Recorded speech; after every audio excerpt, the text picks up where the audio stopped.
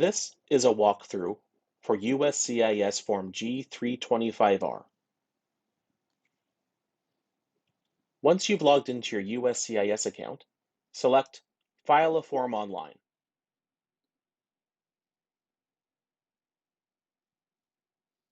Now, from the tab bar, select G-325R Biographic Information Registration. Scroll to the bottom of the page and select Start Form.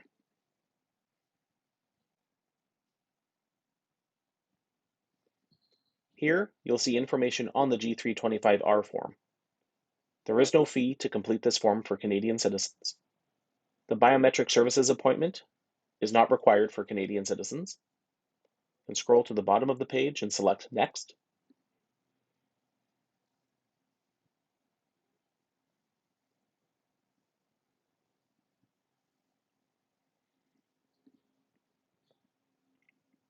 The first question the form asks is someone assisting you with completing this application?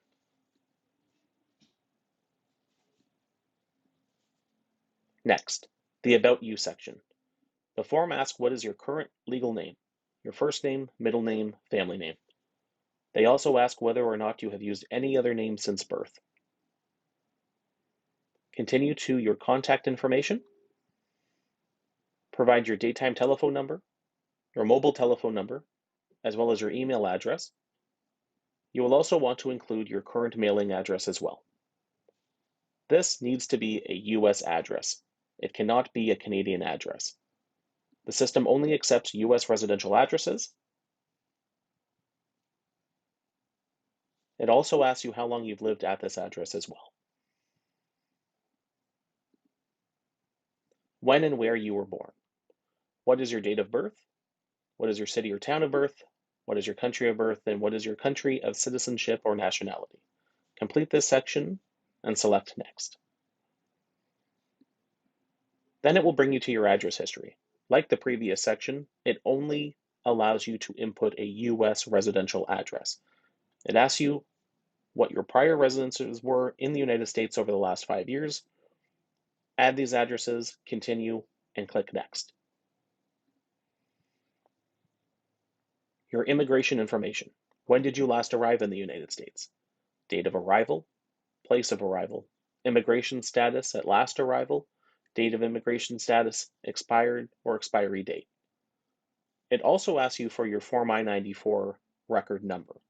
Now, as most Canadian snowbirds know, if you're filling out this general registration form, the G-325R, you likely were not issued a Form I-94. Here you can select I do not have a Form I-94, arrival, departure, record number. Same for the expiration date on your Form I-94. Since you don't have one or one was not issued to you, you would not have a date.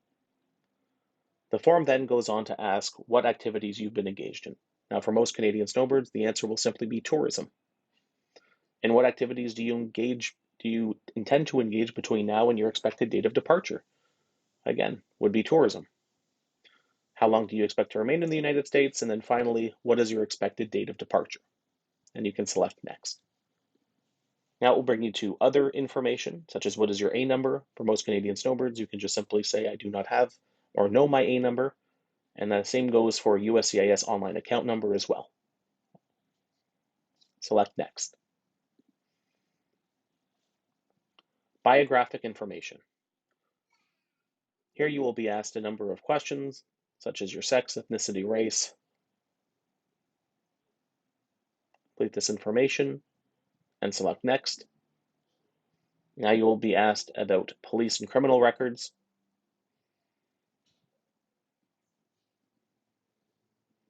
Answer these honestly and select Next. Now it will bring you to the next section, which is your family. It'll ask you information about your current husband or wife, where they were born, their nationality, country of origin, etc. They will also ask you similar information about your father. Name, date of birth, city or town of birth, country of birth.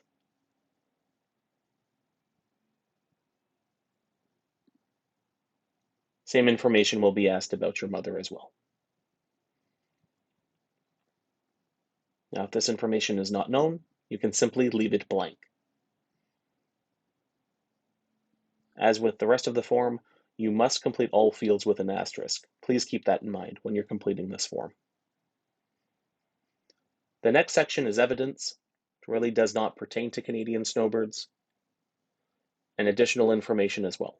Since we're tourists traveling on a B2 visa temporarily into the United States, there is no necessity to complete that information.